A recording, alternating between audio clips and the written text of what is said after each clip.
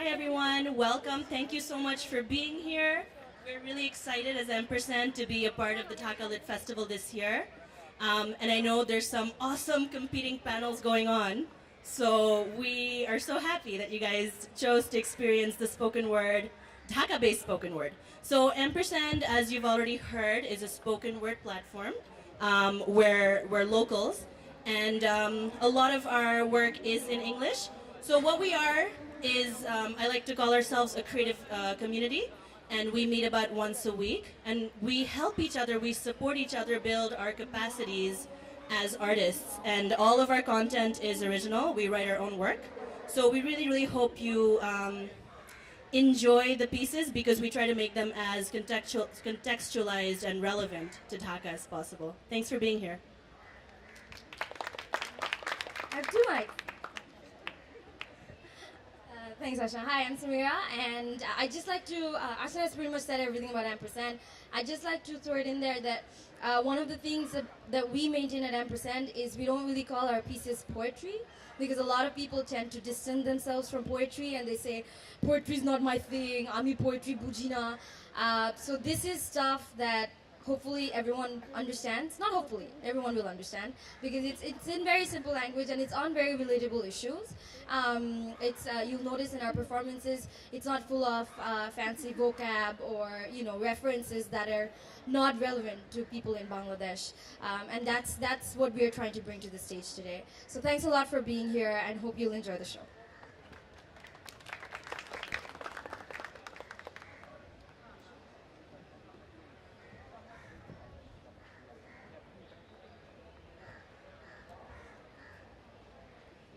Good afternoon. Good afternoon, ladies and gentlemen. This is your captain speaking. I hope you are enjoying your flight so far. We are currently cruising at an altitude of 0 meters.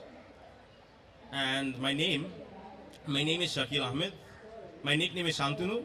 Sometimes people say that poet SHAKIL AHMED doesn't sound that nice. Kobi Shantunu is probably more epic. So it's up to you. You can call me Shakil or Shantunu. And thanks for waiting for almost what seems to be 7 minutes. And this poem is about waiting. Okay, so here it goes. Can everyone hear me? Thank you. We wait in the darkness, waiting to be conceived by the house that we live in. We squint in the darkness, squinting to see a sliver of light, the light that has been promised to illuminate our world. We feel in this darkness, feeling a hint of warmth, the warmth that will reassure us that we are still alive. But there is no light, no warmth here yet. We're just waiting. We float in the darkness, floating without direction, without any knowing of where or what we will be. We float aimlessly in states of potentiality, knowing that we have the potential of being born. But we are not born yet. We are just waiting, waiting to be born. We listen to the music of silence, a silence that seems to last for an eternity. For the day will come when this silence will break and we will hear the soft overtures of our birth. We will feel a sudden warmth rising in temperature as we will view a dim light rising in intensity, as we will hear the music taking form, as we realize that our birth has finally granted us a direction. For we will keep on rising, rising along the growing warmth and intensifying light as the music, the symphony, reaches its illuminating zenith, and we will know and we will feel that this moment is ours to live for. This moment is what we were born for. This moment is the peak of our existence.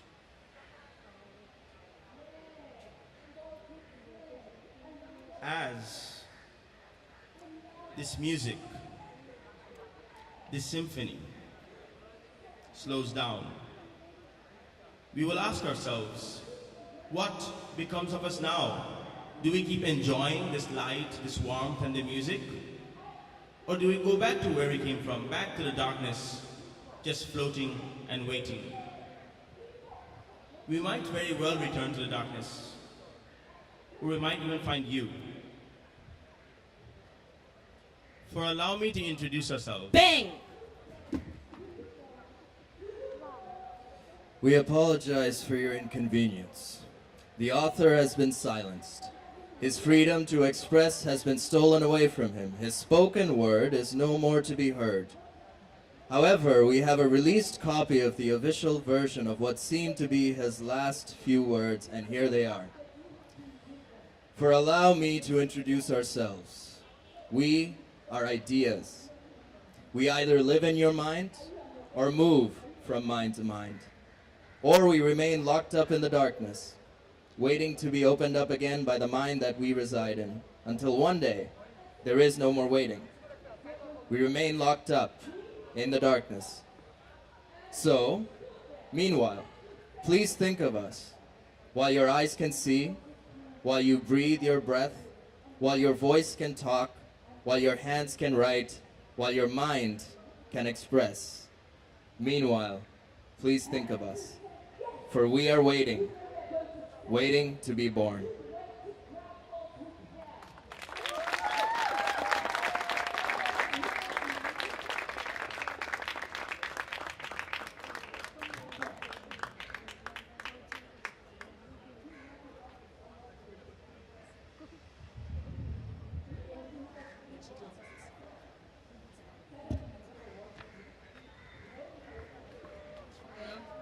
How awesome was that, guys? Ampersand, spread the word. I'm okay. Hello, can you guys hear me? Okay. Right.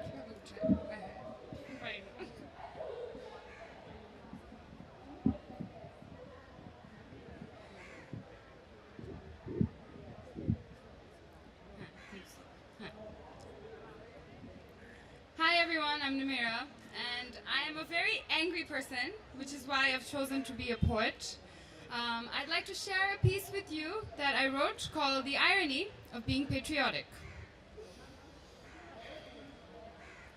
What does it mean to be patriotic? To take up arms and fight for liberty, united against a common enemy that laid claim to our territory? Those who ruled our land and rewrote our history? Who fueled intolerance through ruthless division? Who proclaimed truth spoken to be acts of treason? Punished and killed for speaking your tongue, telling the truth, or even expressing an opinion. I know how the song goes. We all hear it every year, at least once.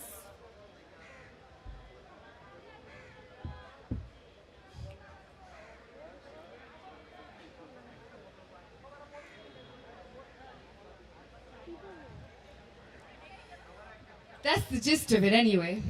I find it ironic to sing in remembrance of martyrs whose cause remain forgotten, to sing with voices made silent every day, cries unheard, pleas ignored, theories dismissed, votes uncast or not even counted.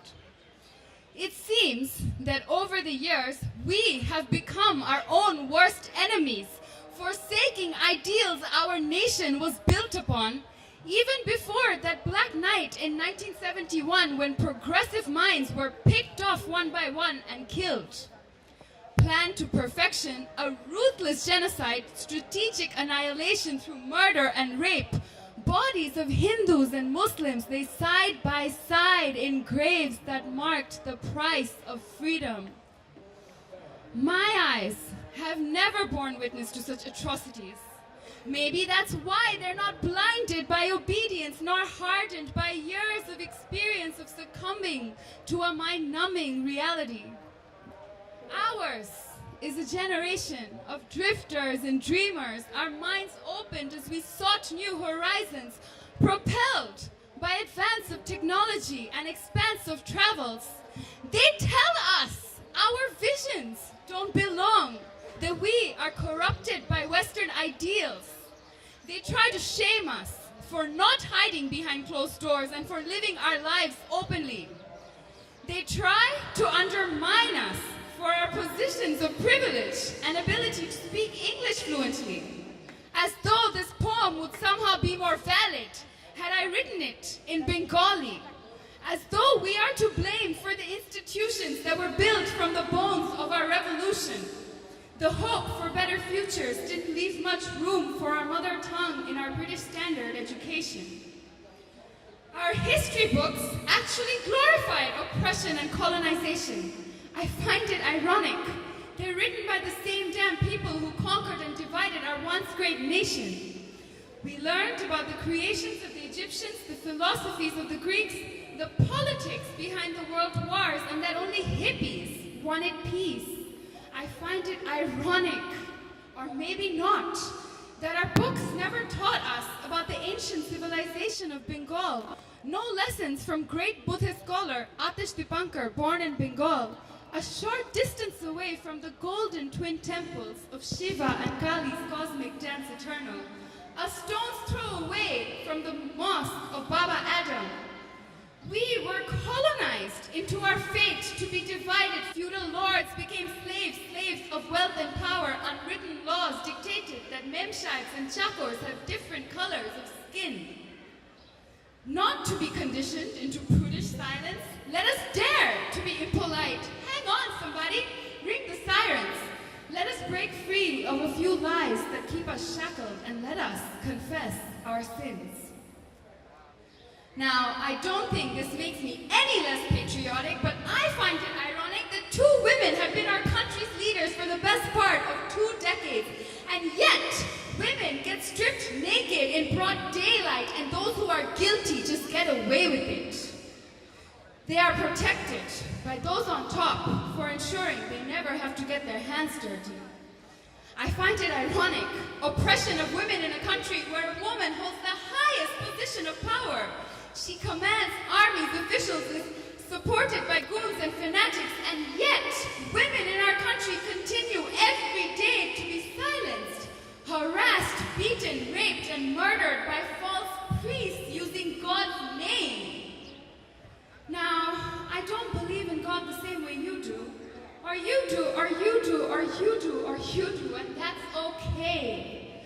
I highly doubt the Almighty will bother himself with how I dress or other trivialities such as banning me for being a woman from entering a mosque or denying me rights over my own body.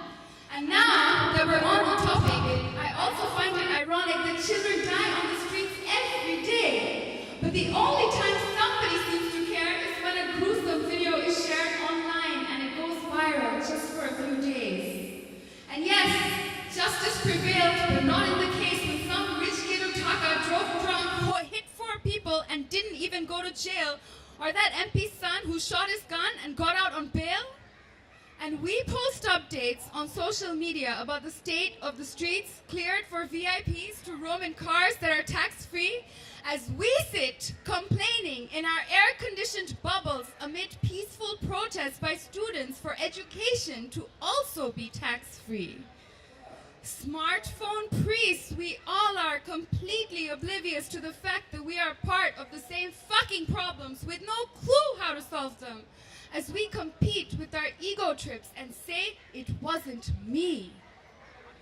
We are the offspring of many war-torn generations who waved their outdated customs and beliefs in our faces as though they were medals, as though that's all it takes to be patriotic, to simply adhere to society's expectations, never put a foot out of line, swallow your tongue, witness the decay of humanity through apathy and cultural stagnation.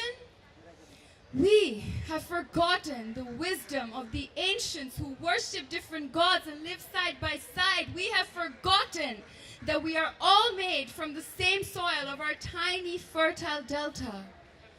Freedom flows through the veins in our hands. Freedom blows with the wind through fields of gold. Freedom, it's in our blood. It's in our land's 700 rivers. Before there was country, there was land, without borders or lines, shaped by elements and shared by animals and ancients, who knew there was no good reason to separate creatures of different habits and faiths. We all bear witness to change in the same 6 seasons. I believe it was Tagore that once said, "Into that heaven of freedom, my father, let my country awake."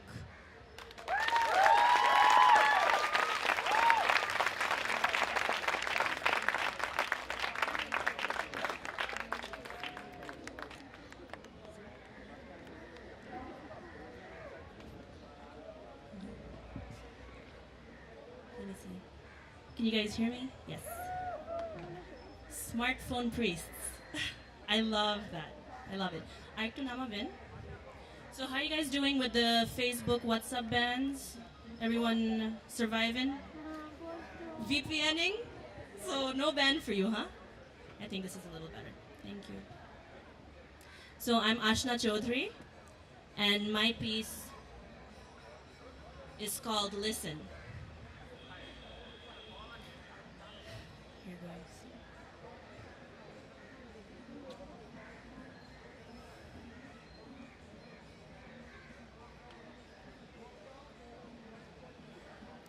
As she lifts her chubby little fingers and swipes across the screen, specks of baby powder gently settle on the iPad, perfuming the air as they sit on the glass. She's 2, and she speaks to hear her very own little voice echoed back in her ears. The stupid fucking gray cat just stands there and mimics her every cadence, her every word. And she laughs, shrieking with her giggles, the mirth almost spilling over. Amar naam pulse, oh amar naam pulse. But somewhere along the way, Talking Tom and a warm iPad just don't cut it anymore. They can't really hear her, can they? Listen. I don't know. You tell me. Would you rather sit here staring at cold steel and glass or be outside? Listen. What does your body crave? The body demands it be heard. Ding! What was that? Another Facebook notification? Another Facebook notification aids and abets in the orchestration of our continued slumber.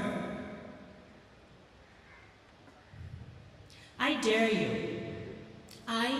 you to trade it all in for the scent of trees and freshly cut grass. Go outside, fall in love, find respite in the rhythmic thuds as running shoes hit pavement. There's a beauty in it. Allow it in. Listen. The wind is speaking to you, bathing your face as you cut through it. Listen. Turn away from the mirror. This isn't about you. Listen. The silver only shows you what you want to see. The lifeless tears cascade across the room as a sparkling jewel falls into just the right spot and resets it all.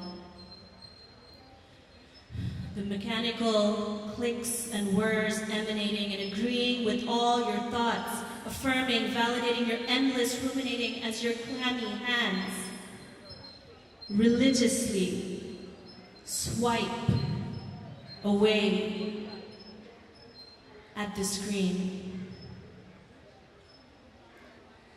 Listen, this too is worship. As beads of sweat feed the fear within, the fear without. Listen. This, my beloved, this is no way to live.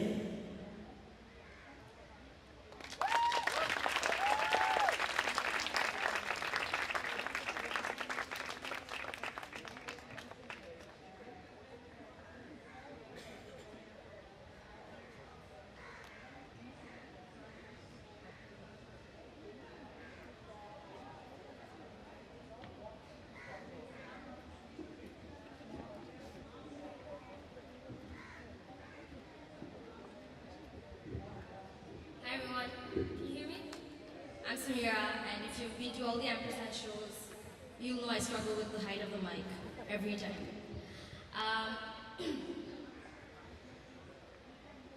This piece that I'm going to perform was inspired by a song by Rabindranath Tagore, Bharat Bhagya Vidhata, which from where the Indian national anthem has been taken, and it's called 1947. Half of Mother's Dreams.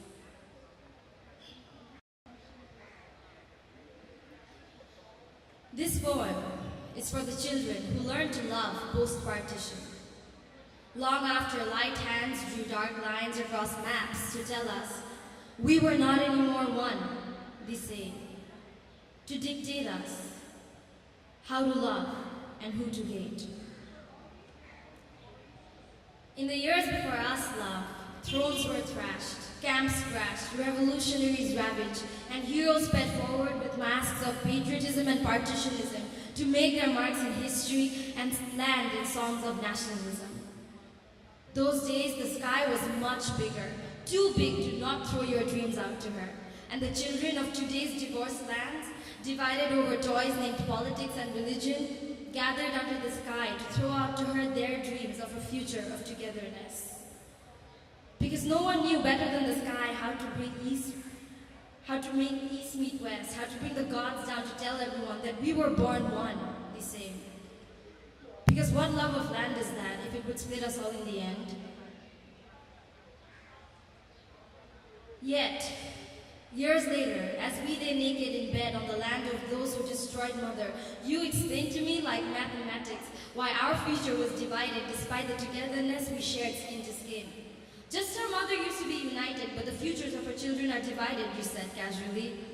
And as I tried to explain to you that those colonizing kings would win if we still gave in to them and their decisions made decades ago, I saw in your eyes, with the fear of a sinking ship, I saw in your eyes how they had colonized you too. Your thoughts, your beliefs. And so I curled up to Mother in the dead of the night and cried to her. And she wept back, saying she too wished you'd seen the light in our togetherness instead of believing in lines and boundaries. But I should have known.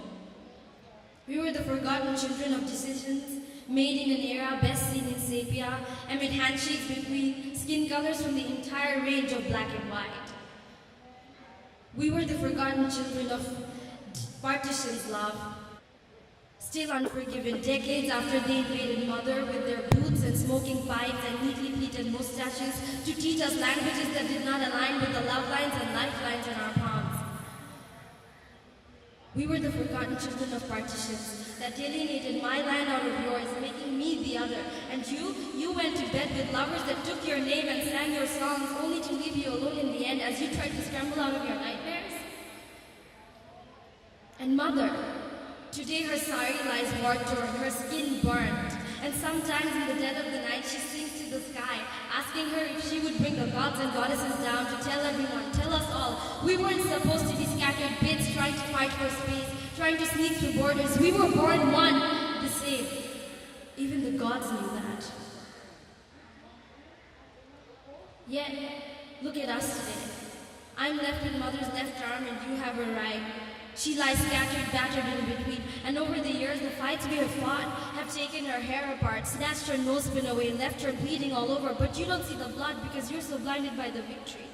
Your victory.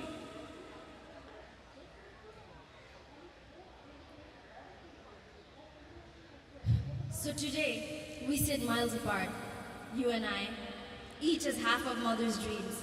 Dead bodies on barbed wires separating us. Our own hands scarred with gunpowder and bookmarked revolutions. And I find myself asking mother how she has endured this pain all along, and she laughs. With the little energy left in her to still be able to produce lands and crops for her children across all three borders, mother laughs and tells me to open up my arms for the sky. Because, child, she says, it takes courage to love like that. And only the sky knows how to take love like that. So don't look sideways no more to convince them that you all belong to me. For it does not strengthen the fire in them as it does in you. It only makes them run. It is what makes them wage wars. For few fight revolutions for love. So I still curl up to her in the dead of the night, lying on mattresses placed inside carefully designed borders, and my dreams of us someday becoming one, the same again, take refuge in the air above me, as I cry myself to sleep and say silent prayers to the sky and tell her, take this love, take it all. For in a world in wars across lands and water, where gunshots pierce through kisses of lovers and soldiers sigh nonchalantly while mothers lie raped and ravaged, her children in all shades of a revolution still being fought decades after what was supposed to be closure. This love does not belong to that land. So take this love, dear sky, for you, defying time and history and all these mortals' revolutions, have defied boundaries over and over again, and you will do so until the end of time. So take it, love, for it does not belong to lands made of soils where mortals can easily dig down lines and borders. It belongs to you, dear sky, where no matter how much they try, they cannot carve out borders on your cotton soft clouds. So take it, dear sky, for you're one, the only proof that this universe still has a space where we can spread our love in unison without having to fear overstepping on someone else's boundaries.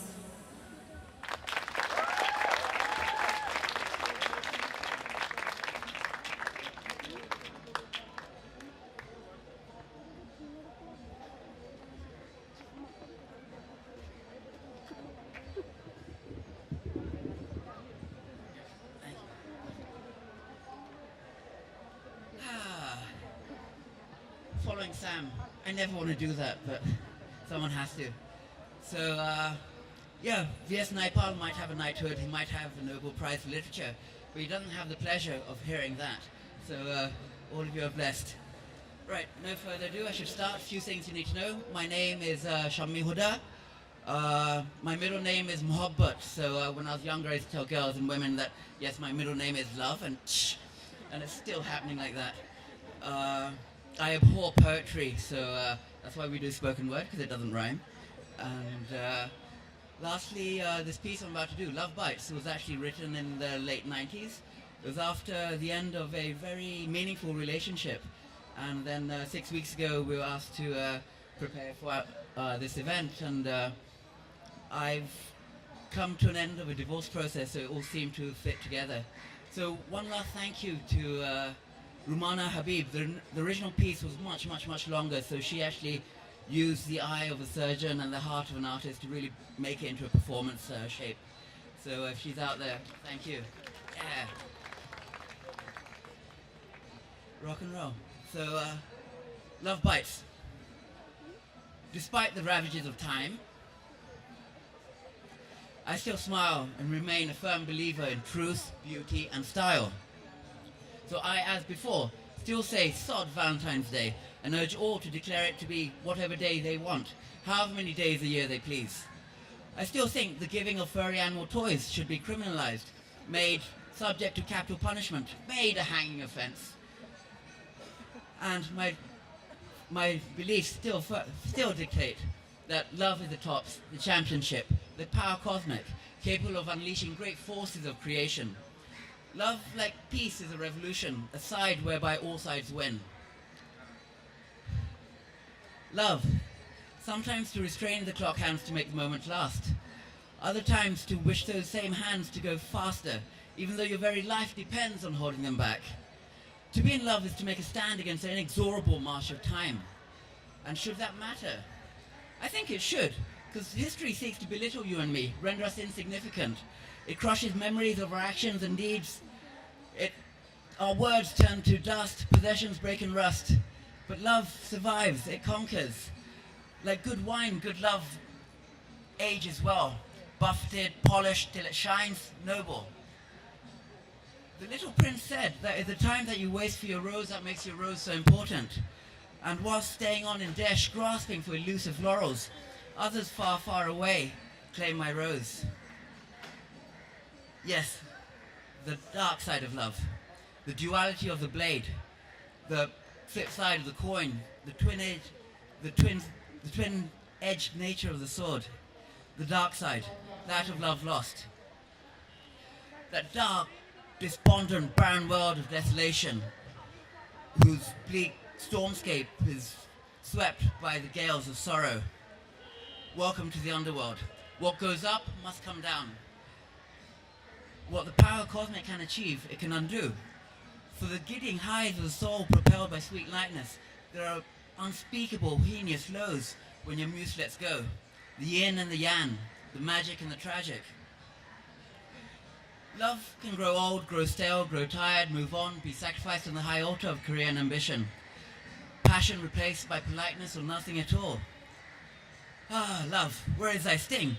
A lover by virtue of his state is rendered invincible, like Siegfried, like Achilles, but for that one spot, vulnerable to the shaft of unlove. Roll up, time for a bit of Dr. Mohabbat's love pop psychology. I hereby give you my 4 T's theory of love. There has to be touching, talking, tuning, thinking of. If any of these T's is missing in a relationship, you can kiss that ship goodbye. Alone in the world. When I heard of my ex-enchantress moving on, I was afflicted by pain that went beyond the ends of this world. A hurt that would not be drowned in drink, rejected chemical amnesia, haunted me into other relationships, and just would not be dulled by work. Lucifer only started to scream upon the realization that the essence of hell is the denial of paradise. Alone in the world, I found myself overcome by this ominous feeling that my life was turning into some bad Bollywood film. And my dignity lay in tatters, my stoic cool totally blown. I even considered writing to Dear Meter. And avoided movies, books, films, friends, relationships, everything, because the smallest, most innocuous thing could trigger sadness cloud formation. And the silver lining? Yeah, right, for a fallen angel, there is no argentum, there is no sanctum. Scorched the earth, set fire to the sky. Was I not the one anointed by her lips to be her champion forever? Yet no longer did I hold the unified affections. No longer did I hold the unified title of her affections. No longer the undefeated, undisputed shummy-weight champion of her world. Sitting on the rack, writhing in pain, friends became concerned and decided to step in. And they nearly killed me with cliches. 'Tis better to have loved and lost than never to have loved at all. What? Romeo and Juliet, they were spoiled, they were spotty, they were teenagers. At the mercy of their hormones. No, none of that. There's plenty of fish in the sea. That may well be. But I'm not writing love poetry for tuna, squid, anchovy. Thank you, but no, thank you. Ungrateful, I know, but I was like a candle burning at both ends, feeding of myself for fuel. I followed my own illumination. And as for that old chestnut, time heals. When was the last time you went to a pharmacy and asked for a strip of paracetamol, a small bottle of antiseptic, and a clock, please? No, exactly.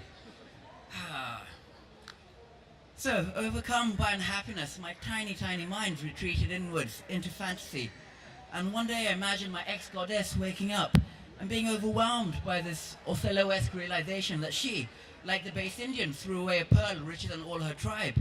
That Cyrano-esque, Cyrano style. I was the one that would have loved her, beyond measure, beyond reason, beyond hope, in this world and the next. I'm not bitter, just full of grapes. Mostly fermented, some sour, few otherwise, but none of wrath. Once upon a time, before my better half used to go to work, she used to kiss me awake. And then before drifting slowly back to sleep, there used to be a huge pain, as part of me used to die because of the knowledge that who could not help but fall in love with this exquisite creature. We had a fairy tale romance, and for her the analogy would be Sleeping Beauty. Upon awakening, she went to claim her rightful place in the world, whereas for me it was Beauty and the Beast. I was a beauty and she was a beast. But no. It was Beauty and the Beast, and her saying that she loved me broke the spell, releasing the prince within. And a prince I remain, albeit one that crashed and burned. And from the wreckage and from the flames and from the flames and the ashes, did a magnificent phoenix arise? No. But amongst the debris, amongst the wreckage, lay unscathed, undimmed, that many splendid thing, that glittering prize, my precious, precious soul, shining of freedom, dazzling of independence, and glittering of liberty. I remain still all that, and then some.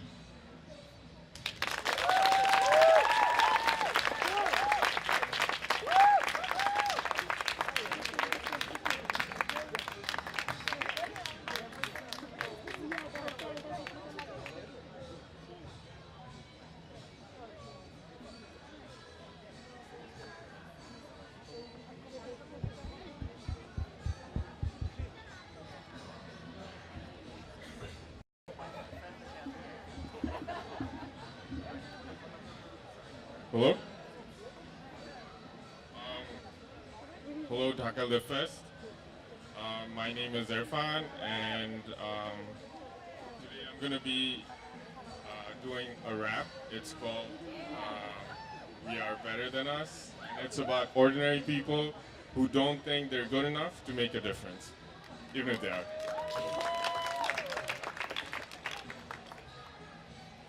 This mind is just ordinary, ain't it? Injecting education, still struggle with every question, and now I'm showing no emotion. I don't feel a lot of things, hear a lot of things, see a lot of shit. So you know I gotta keep on losing. No one will listen. I see with no vision, have no aspirations. I won't make a difference. Always some room for improvement. I just want to seem sane. The world has changed. I haven't changed the world. And the weight of the hate won't restore my state. Started as a baby, then we contemplated changing on a path looking for trouble. And I hope no one would notice. Actions with no passion, and I'm always losing focus. All we need is wisdom, but the money's still above it. Got troubled minds with troubled lines. Never spoke the words that would open minds. You feel affected, always a victim. Your pain is what you talk about, but I'm disconnected. You disrespected. I make excuses. I'm so elusive. My dreams are blurry. Heads up in space. If you can't comprehend, you're stupid. I'm kind of sharp, but the dark's trying to adopt me. One thing at a time, like I'm singular tasking. Try to throw me off, but you still can't stop me. I'm lazy, incompetent, sloppy. That's not me. You still blow me out of proportion. Trying to grow, even though my head is exploding. If all the laws work, you'd probably stay silent. But if you want change, you better schedule an appointment. The system's not broken. It was built this way. Can't stay silent forever. I got things to say. Look for a better tomorrow while there's still today. And we gotta stay still to be still okay. Brave. Hope that I'm never getting afraid. Open my mind up as I be laying. So I'll be thinking the thoughts that they be playing out from my mind. I'm just trying to turn my life around. I had to make a sound. I needed words, they weren't around. I ain't got no time to fuck around. That shit ain't allowed. Visions of being the change while I was still in the crowd. Visions of better thinking. Everything that I be missing, I'm living the dream since the beginning of my existence. I tripped when I found that I was waiting. Everything I know was once something that I didn't. Thank you.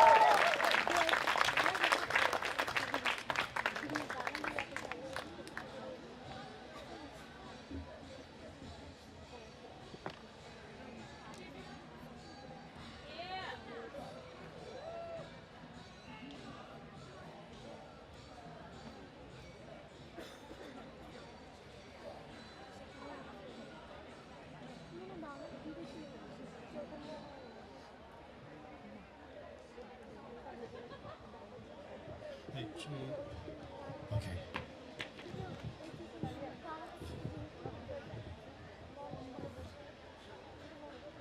Yes, thank you. Hello everyone, my name is Tawfiq Sufi. Hello, Armin. Okay, I want to thank you all for coming to Haze Festival. No, no, I just. Okay, the truth is, when I was first told about this, we are all calling it Haze Festival. Because names happen to be very, very important for us. And it took me a while, but then I actually wrote a poem about naming names. It's about my names, it's about a lot of names. I'm calling it, My Name Is Not Sufi. You see, names are how we identify ourselves, who we are, sometimes what we are. A name is like a call sign that is hanging behind our neck in video games, flashing in emails, profile names in Facebook and Instagram, or just a name to identify that silhouette approaching from far away distance. Is it a foe or a friend, a Hindu or a Muslim, or is it a Jew or a Palestinian? You see, sometimes a name makes all the difference in the world in either pulling the trigger or letting the person live. Loving a name, hating a name, loving the same name all over again in the name of patriotism. That's what empires do to us, soldier citizens. Because we humans have a propensity to freak out when shit hits the fan. Yes, that's the term we coined long ago to describe tragic events like September 11, which amongst other things also resulted in over 21,000 names being added to a no-fly list to America. The land of the free and the brave, but not free enough for people born with random names that they had no control over, like Muhammad and Ahmed and Islam, and then variation of those names, sounding like wanted fugitives. Names from land of enemies. That doesn't make me guilty now, does it, sir? Yes, it might, says the government. Sounds like blasphemy, but it's the truth of the world that we live in. And right when we thought we had it all figured out, no more naming cursed names. Think what's happening today. And if you are one of the unlucky ones who named your daughter this beautiful name, here's a little clue. She's an Egyptian goddess, worshipped as mother and wife, who's a friend to slaves and sinners alike. And now the sound of war drums humming all over Middle East, nations locked and loaded. 2 foreigners got shot right here in our beautiful country. And bombs are going off everywhere, from Paris to Lebanon to old Dhaka. Yes, all of a sudden the name ISIS does not sound really cool. In fact, little girls with this name all over the world were harassed, so much so that mothers collected 33,000 signatures asking big media and all of us to shut it and stop using their daughter's beautiful name to describe such an awful group. Who says naming names easy? Because you know what they say. You know what they say, that there's meaning behind each name, that there's meaning behind every name.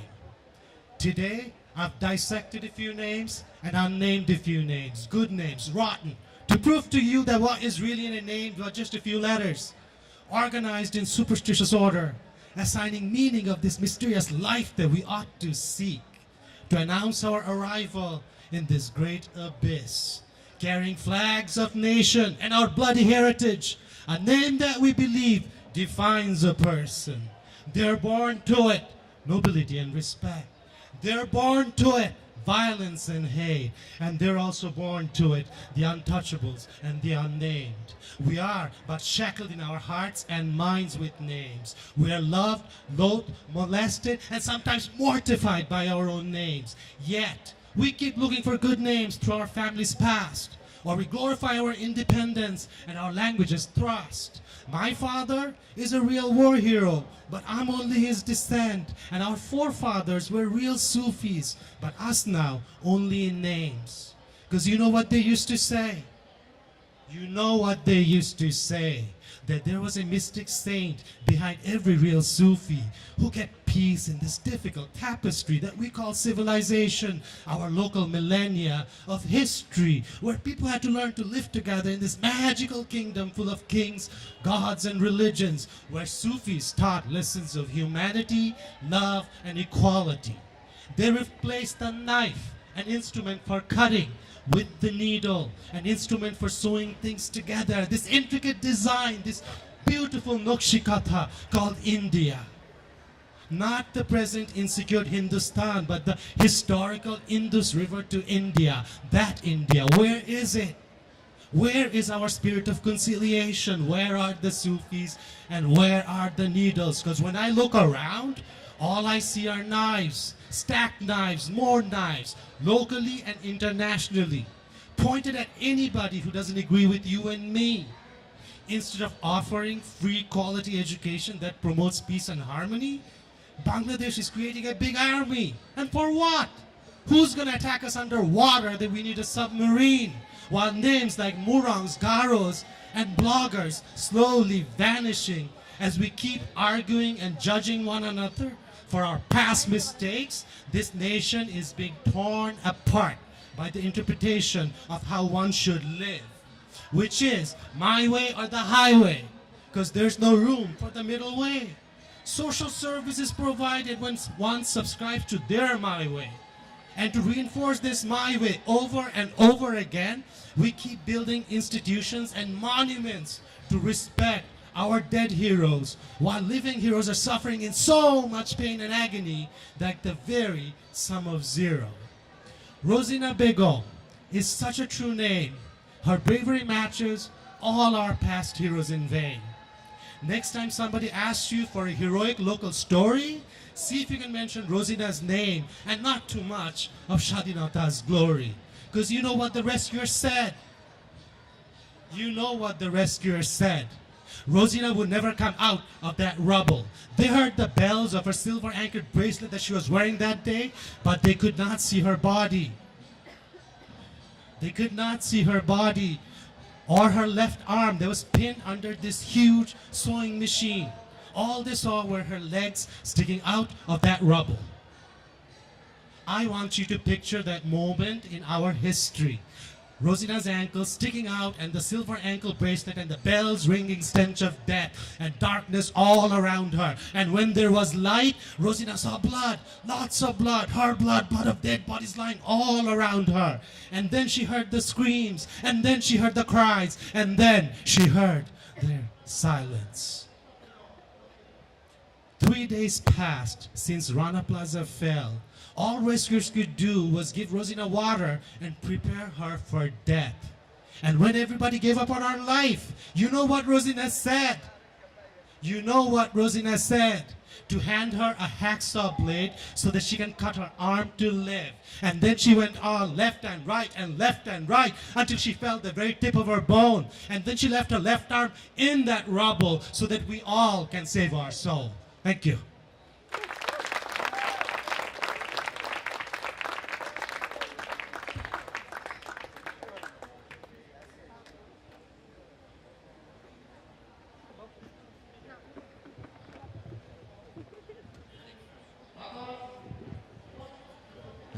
Yeah, this is okay.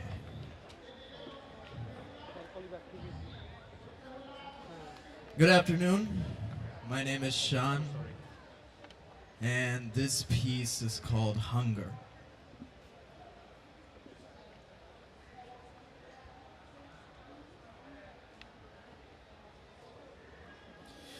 You know,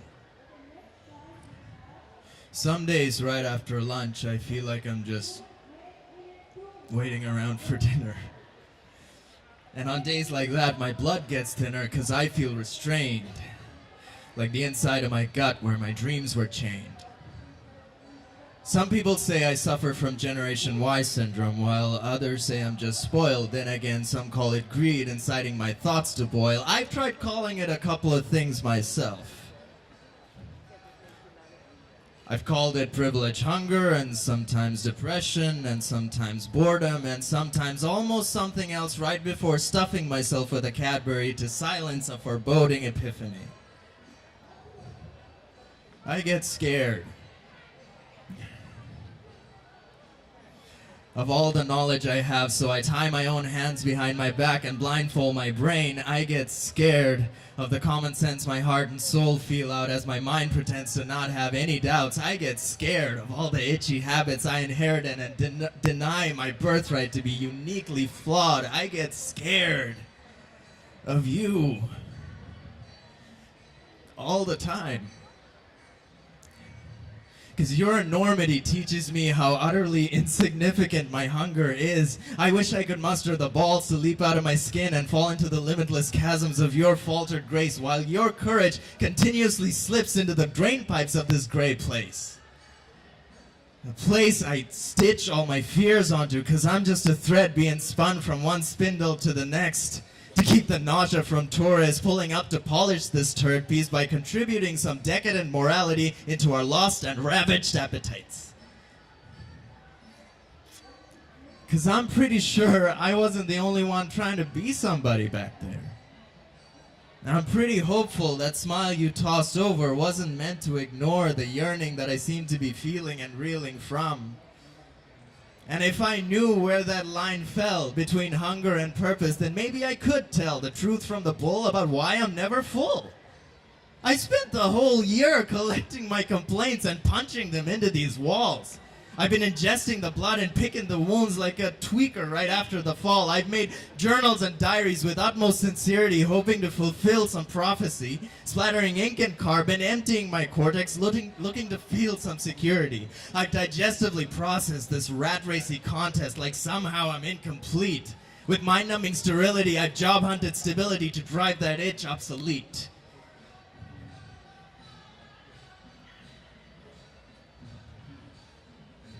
But since none of that worked, maybe it's time to stop dishing out blame. I could waste my life hating where I live instead of getting my head in the game, and the rules of engagement are simple but not easy, since it calls for so much courage to make oneself open to hurt and judgment and leave so little conviction for storage. I'm ashamed to say that I feel entitled to every miracle and shortcut I conceive. So to hop off my throne and start this alone is perhaps my only remaining reprieve.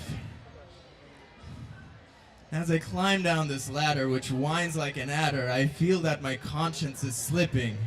And because I know this isn't vertigo, it's my hunger that keeps me from spinning. This journey down this wall is turning into a fall. I'm wishing I had a pair of wings. As the ground gets closer, I feel like it's over, or it's just the fear of what landing brings. As I impact the earth with all my worth, mounting up to a mug of charity, I calculate my fears and measure the tears to find a baseline for clarity. And now that I'm here, it's becoming more clear that my captor was always me.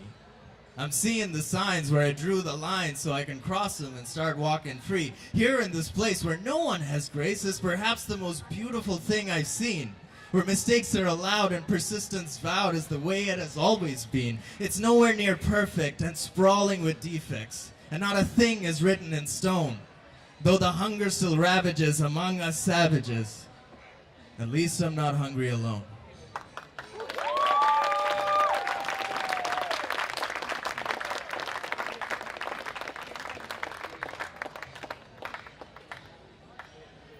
That's a wrap, folks. Thank you so much for being here. We really, really appreciate the support. I just want to call our members of Ampersand onto the stage, and maybe we can just introduce ourselves. And you guys find us after the show. We'll be roaming around if you have any questions or if you want to talk.